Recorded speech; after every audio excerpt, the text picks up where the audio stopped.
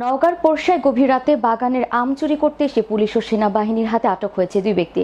আটককৃতরা হলেন চাঁপাইনবাবগঞ্জ সদরের শঙ্করবাটি বটতলা গ্রামের নুরুল হুদার ছেলে জাহিদ হাসান ও একই এলাকার দরিয়াপুর গ্রামের মৃত ইয়াসিন আলীর ছেলে এটিএম বদরুল আলম।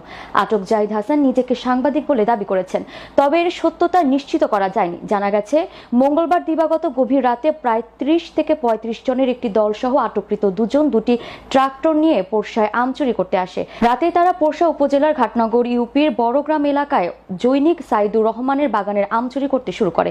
এ সময় বাগানের পাহারাদার টের পেয়ে কৌশলে বাগান মালিক ও স্থানীয়দের বিষয়টি অবগত করেন। খবর পেয়ে বাগান মালিক মোবাইল ফোনে স্থানীয় থানায় ও সেনাবাহিনী সদস্যদের বিষয়টি জানান।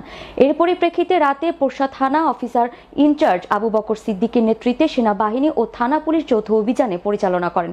এতে জাহিদ হাসান ও বদরুল আলমকে আটক করলেও অন্যরা পালিয়ে যায়। ঘটনাস্থল থেকে দুটি ট্রাক্টর ও 70 ক্যারেট আম জব্দ করা হয়েছে।